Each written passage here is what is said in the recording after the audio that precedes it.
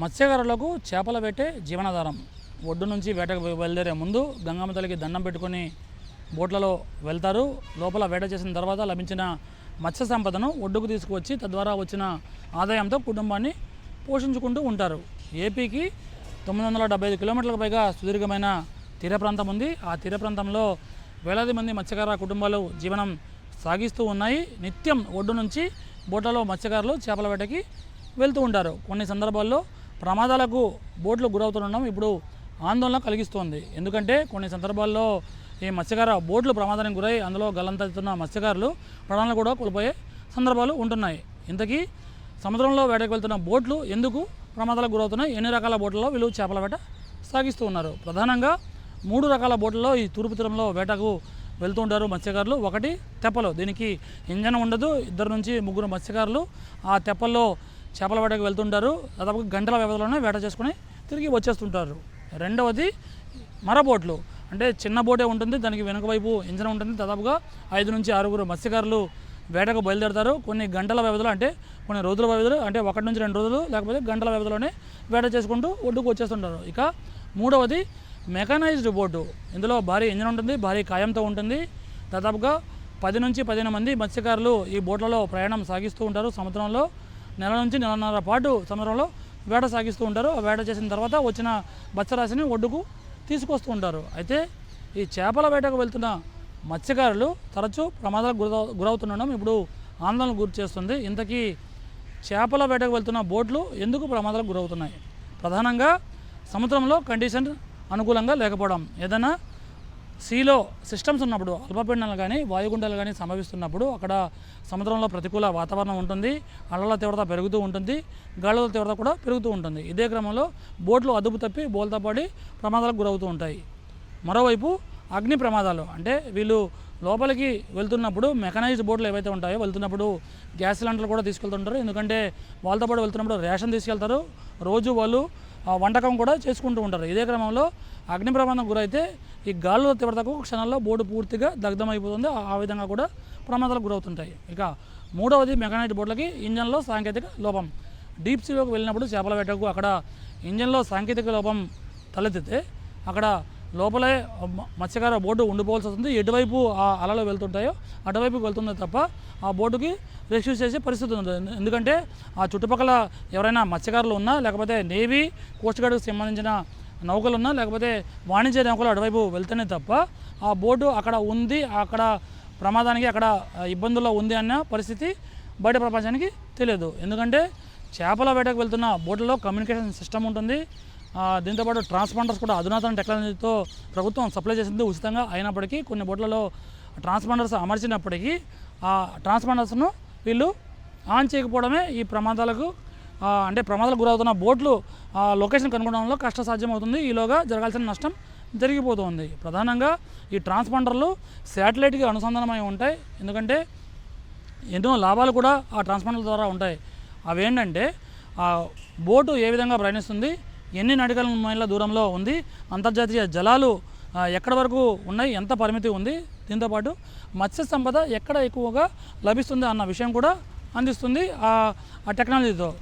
దీంతోపాటు ఎక్కడైనా ఉపద్రవం ముంచుకొస్తుందంటే అందులో ఉన్న SOS బటన్ని ఒక్కసారిగా అలర్ట్ చేస్తే నొక్కితే సంబంధిత శాఖలన్నిటికీ ఆ మెసేజ్ వెంటనే వెళ్ళిపోతుంది. అంటే కోస్ట్ గార్డ్, నేవీ, మత్స్యశాఖ అధికారులకు ఆ బోటు ప్రమాదానికి గురవుతున్న బోటు ఎంత దూరంలో ఉంది, ఆ ఇబ్బందుల్లో ఉన్న మత్స్యకారులు ఎంత దూరంలో సముద్రంలో చిక్కుకున్నారు, ఆ దిశ ఏ విధంగా ఉంది, ఆ ప్రాంతం ఎక్కడ అనేది శాటిలైట్ సిస్టమ్ ద్వారా పూర్తిగా ఆ లొకేషన్ కూడా షేర్ అవుతుంది. కాబట్టి వెంటనే రష్ అయ్యి ఆ కోస్ట్ గార్డ్ అలాగే నేవీ, దీంతోపాటు మత్స్యశాఖ అధికారులు కూడా అప్రమత్తమై పర్యవేక్షణతో సమన్వయంతో వాళ్ళని రెస్క్యూ చేసే అవకాశం ఉంటుంది.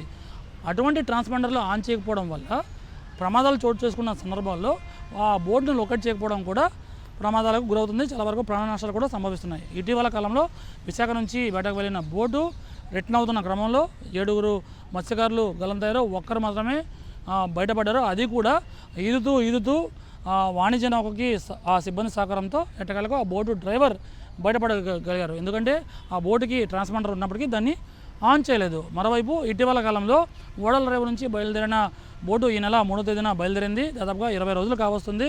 ఆ బోటు ఎక్కడుందో, అందులో ఉన్న మత్స్యకారులు ఏమయ్యారో కూడా ఇప్పటివరకు జాడ తెలియలేదు. రెస్క్యూ ఆపరేషన్ అనేది ఇంకా కొనసాగుతుంది, కానీ ఆ బోటు ఎక్కడ ఉందో కూడా ఇప్పటివరకు ఆచూకీ తెలియలేదు.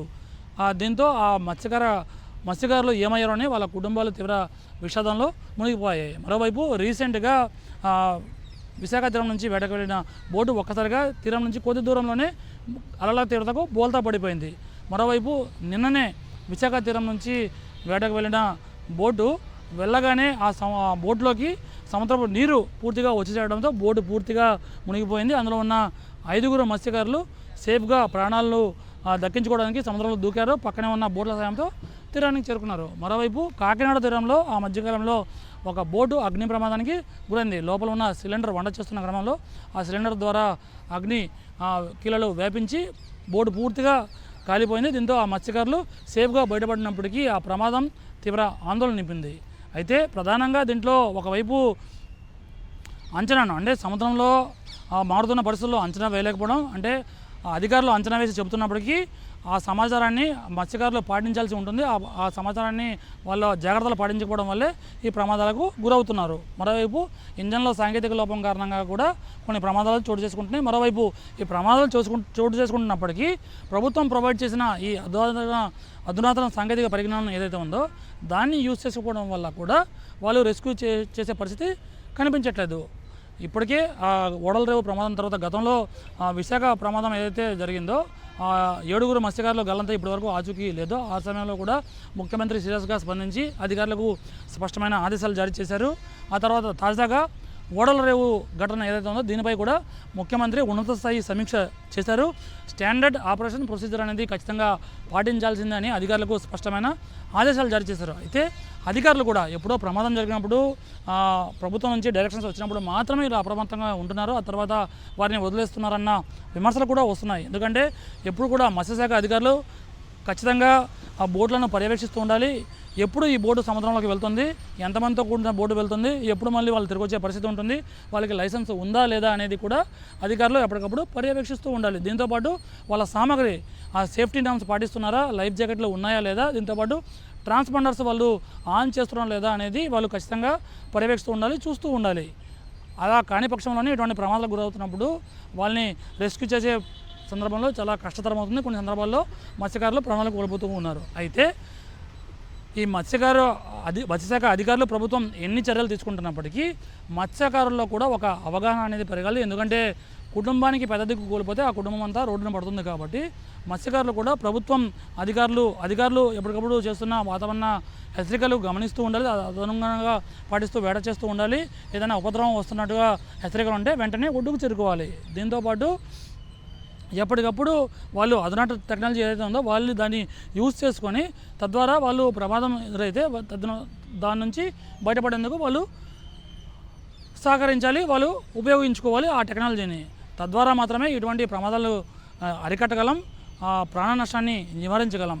ఇప్పటికైనా మత్స్యకారులు అలాగే ఒకవైపు అధికారులు అలాగే మత్స్యకారులు సమన్వయంతో ఎప్పటికప్పుడు ఈ పూర్తిస్థాయిలో అటువైపు అధికారులు ఎస్ఓపిని పాటిస్తూ పర్యవేక్షిస్తూ ఉండాలి, సమన్వయం చేస్తూ ఉండాలి. మరోవైపు మత్స్యకారులు కూడా బాధ్యతాయుతంగా వ్యవహరించి ఈ చేపల వేట చేసినప్పుడు మాత్రమే ఇటువంటి ప్రమాదాల నివారణ, దీంతోపాటు ప్రమాదాల నుంచి ఈ ప్రాణ నష్టాన్ని నివారించగలమని మత్స్యకారులకు సంబంధించి పరిశోధిస్తున్న నిపుణులు సూచిస్తూ ఉన్నారు.